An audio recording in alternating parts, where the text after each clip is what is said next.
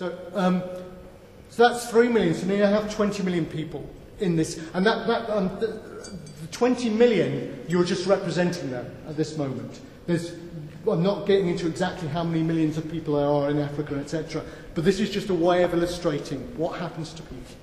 Of those 20 million, 1 million, if you can sit down, James, are actually enslaved in those African regions. They are slaves who are domestic slaves in those regions. Some of them working in agriculture as well. Occasionally they work in mines, but they're mainly domestic slaves. So was there any difference in the nature of the slavery that occurred for those 1 million compared with the slavery in the transatlantic slave trade? Yes, they were not chattel slaves.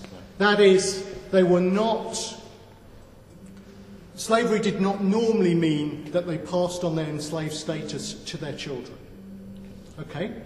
And they would often be enslaved through things like being in debt, having a criminal charge against them, etc., etc. Or, a variety of reasons. Or you wouldn't normally be born into slavery. If you were born of a slave, you would have a lower status, but you wouldn't then belong to the master of your father or mother. So it's slightly different. It's a different form of slavery. Okay?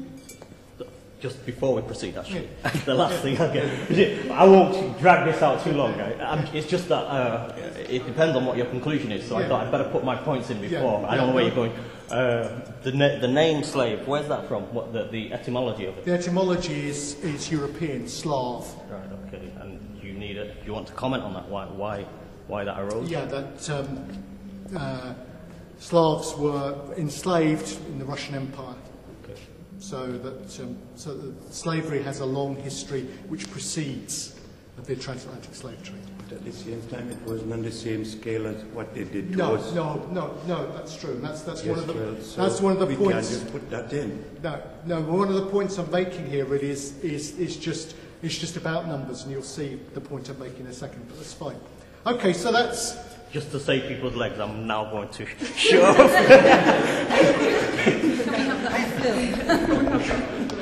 Go ahead. Okay. Now, one of the things which people, when they mention the figure 11 million, do not mention is the amount of people who died on the route to the ships. And one of the estimates is that a third of the people who were transported died literally being transported from the inland to the coast. Now, as there were 11 million people who got to the coast and were transported, I'm going to say that about 6 million people, up to 6 million people, might well have died. If you say 5 million, that's slightly too little. If you say 6 million. So 1, 2, 3, 4, 5, 6. If you can sit down, please.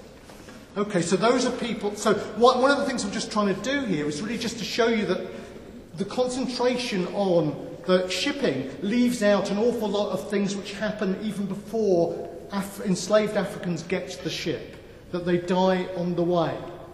Okay. 1, 2, 3, 4, 5, 6, 7, 8, 9, 10, 11, 12, 13.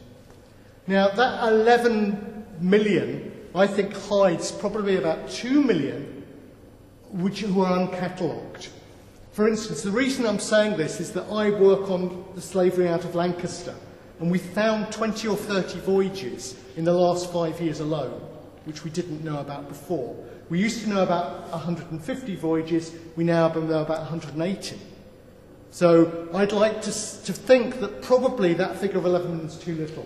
So you two people, if you can sit down, you're representing people who are transported who we don't know about. 1, 2, 3, 4, 5, 6, 7, 8, 9, 10, 11. Now I'd like you two to sit down. You two represent those on the Middle Passage who die on the Middle Passage because of the awful conditions on that Middle Passage. And you 9 million are the survivors who actually get to the other side. So what I want to say, this is just to illustrate with very crude mathematical figures, and they are crude, and they're not meant to say, I'm not trying to make a point about only 9 million people having been transported. These 2 million maybe represent some of the people who might not have been catalogued. What I'm trying to make the point of is that there's many other people affected. There's many people affected by other forms of slavery in Africa before they get on the boats, and that when they get to the boats and when they're on those boats, and the way that they survive sometimes is by rebelling. So you get rebellions on that boat, those boats. David Richardson's latest research is that at least 10% of the boats, the ships which he's looked into, had some form of rebellion on them. People did not lie down and take these awful conditions. So everyone can sit down now, and then I can take questions or comments. But the real illustration is that this is a bigger problem even than the 11 million figure, which we're often talked to.